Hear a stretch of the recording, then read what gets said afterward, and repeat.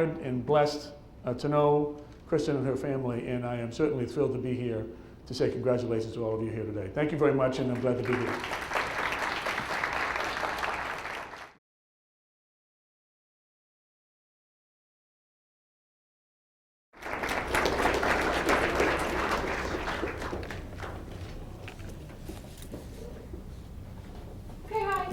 I'm Kristen. What I basically want to talk to you about today is how important good mental health is, especially for women with disabilities.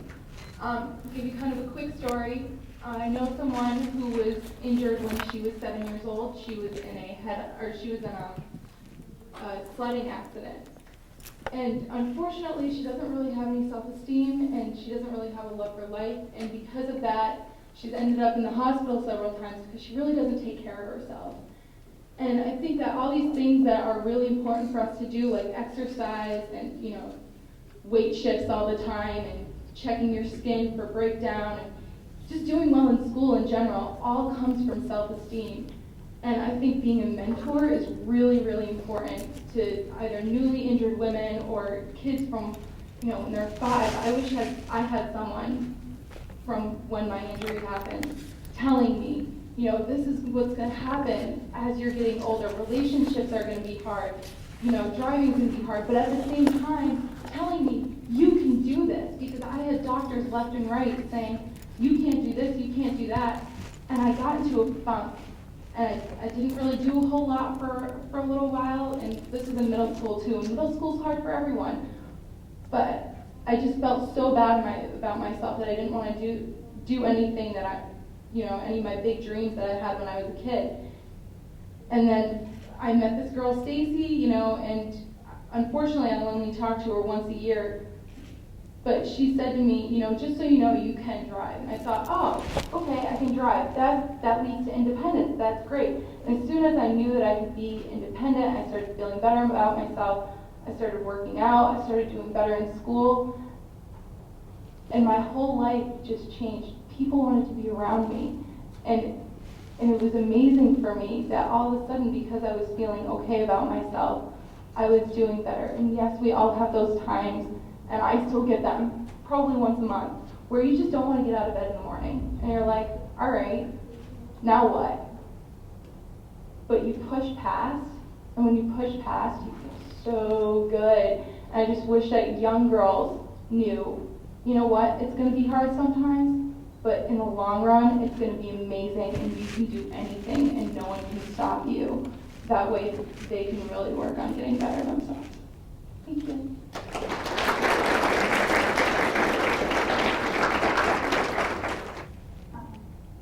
Hello, I'm Carmen. My main speech is about getting a job after college. Going through life without an education, and then coming to the United States and starting a school at the age of 17. I believe that people with disabilities, we need to be more productive in life, and after graduation, we are forced to stay with the system just because if we make too much money, then our health insurance will go into jeopardy, or we will be, like for me, for example, I depend on people to get me in and out of the bed, and it's impossible. If I start working, then I don't get my health insurance, then I probably will be in an institution which is not probably safer as my own house. Now I'm able to live by myself and not get worried about how I'm gonna pay for this, pay for that. But I believe there is a way that we can do better with getting people with disabilities into the workplace.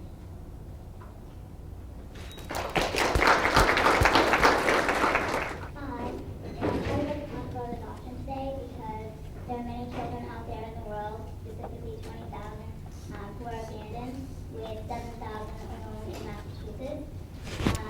And there are 1 million who are actually adopted. And with the help of the community, children can be adopted with the specifically of special needs children, as most couples prefer to have healthy white infants, even though there are special needs children that need to be adopted. But with the help of the community, they can help parents through support groups or with education, through doctors and things like that. But through my experience, I would like to adopt as well. And I find it difficult, even though I am disabled, because many countries will not let me adopt. But with the help of the community, I feel that through education and with knowledge that I am capable of adopting. Therefore, I think that it should be okay for both people who are able-bodied and who are not. They should be able to adopt. And within the past 2 minutes, 490 children have been born, and they need a love, and they have thoughts and feelings, and they should have a home just like anyone else. Whether it is whoever they are, sex, age, doesn't matter. They all need a home. Whether it's the eyes of the child, or whether it's from a little girl saying, "How can you become a mother?" So when I found myself disabled, it was like, what am I doing here? Why am I here? What can I do next? I also had a breakup with someone who'd been with me for 18 years, so that was another whammy. But little by little, I connected with Cerebral Palsy of Massachusetts, which had a PCA program, and then I went through quite a few PCAs, and then I went up to Toronto for a while. And the facilities there are really excellent in terms of opening doors and getting help and, going along sidewalks. The accessibility factors were very high.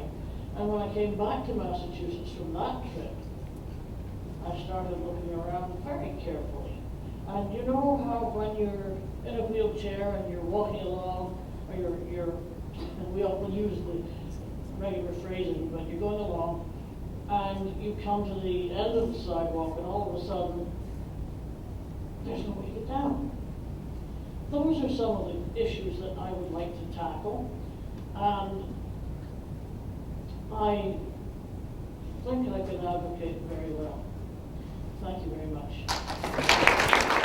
And the first runner-up for Miss Wheelchair Massachusetts 2008 is Tara Lynn Southern.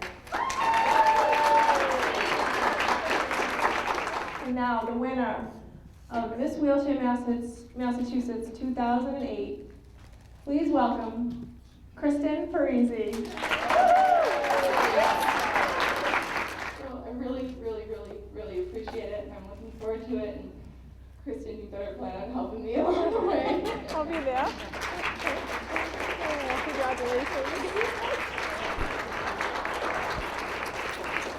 And I'll be seeing Kristen in Washington, D.C. this July as she competes for Miss Wheelchair America 2009. So let's give her all support.